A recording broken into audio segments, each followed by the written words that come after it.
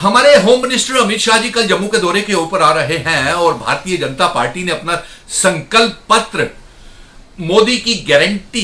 Bharatiya Janata party के manifesto को वो नाम दिया है मोदी की गारंटी। लेकिन मोदी जी की इस गारंटी में संकल्प पत्र में भारतीय जनता पार्टी के मैनिफेस्टो में जम्मू कश्मीर और लद्दाख को लेकर के कोई बात नहीं रखी गई है उस घोषणा पत्र में। और सबसे पहली बात तो यह है कि जम्मू कश्मीर और लद्दाख को ना ही रियासत की वापसी का दर्जा देने का कोई प्रॉमिस या वादा किया गया है और इसके साथ साथ ना ही इस घोषणा पत्र में जम्मू कश्मीर में असेंबली के चुनाव करवाने का कोई वादा किया गया है। इसका मतलब यह है कि भले ही देश के प्रधानमंत्री उधमपुर की रैली में रियासत के दर्जे की वापसी का या चुनाव असेंबली के करवाने का ऐलान करके गए हैं, तो कहीं यह जुमला साबित ना हो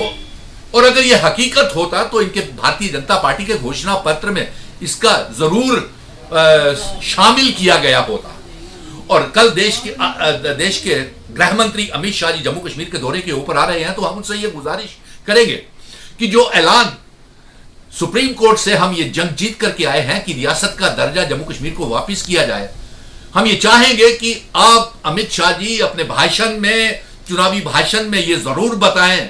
कि अमित शाह जी कि जम्मू कश्मीर को रियासत का दर्जा वापस किया जाएगा, लेकिन वो रियासत का दर्जा हमें असेंबली के चुनावों से पहले चाहिए। नंबर 2, आपने अमित शाह जी और प्रधानमंत्री जी, आपने भी ये वादा किया है, भारतीय जनता पार्टी ने ये वादा किया है कि जम्मू कश्मीर से armed forces special power act को हटाया जाएगा। आपने यह भी कहा था कि दोस्ती का हाथ, दिलों की दूरियां जम्मू कश्मीर और दिल्ली के बीच में कम करेंगे और दोस्ती का हाथ कश्मीर के लोगों की तरफ बढ़ाएंगे। क्या कहीं यह arm forces special power act को हटाना यह वहां की 3 सीटों के लिए लोगों को भटकाने का, कंफ्यूज करने के लिए तो नहीं कहा? यह भी कल आप जम्मू की रैली में ये बताएं जो आपने कहा है, वादा किया है कि arm forces special power act को हटाया जाएगा, कब हटाया जाएगा ये जरूर हमको बता करके जाए। और इसके साथ साथ हम ये भी कहेंगे कि बेगुनाह लोग, मासूम मजहबी रहनुमा, मौलवी, जुल्मास जो जेलों में बंद पड़े हुए हैं, जहां नमाजें पढ़ने के ऊपर मस्जिदों में प्रतिबंध लगाया हुआ है, उसे उठाया जाए। Arm forces special power act तो आप तो उठा रहे हैं, लेकिन अफसोस इस बात का भी है कि आपने 1 नेशन 1 इलेक्शन का चुनावी मैनिफेस्टो में आपने भारतीय जनता पार्टी ने रखा हुआ है, लेकिन 1 नेशन 1 इलेक्शन आपने जम्मू कश्मीर से शुरू करना था ना, यहां पे पार्लियामेंट के इलेक्शन के साथ असेंबली के चुनाव करवाने थे ना। और यहां तक हमारे संविधान के मुताबिक बहुत सी चेंजेस करनी पड़ेंगी और ये 1 नेशन 1 इलेक्शन, पहली बात तो यह है कि ये 2029 से पहले लागू नहीं हो पाएगा। नंबर 3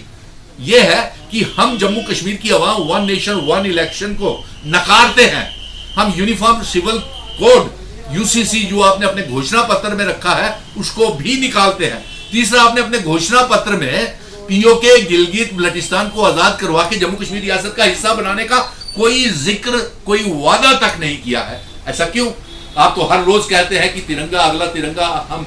पाकिस्तान लाहौर में लहराएंगे। अरे पीओके, गिलगित बल्टिस्तान जम्मू कश्मीर रियासत का हिस्सा है, उसे तो आपने आजाद करवाने के लिए अपने घोषणा पत्र में नहीं रखा। आपने अपने घोषणा पत्र में जम्मू कश्मीर डोगरा रियासत का जो इल्हाक भारत के साथ जिन शर्तों के ऊपर हुआ था, इंस्ट्रूमेंट ऑफ असेशन की शर्तें, वो भी आप लागू नहीं करने का कोई वादा किया है।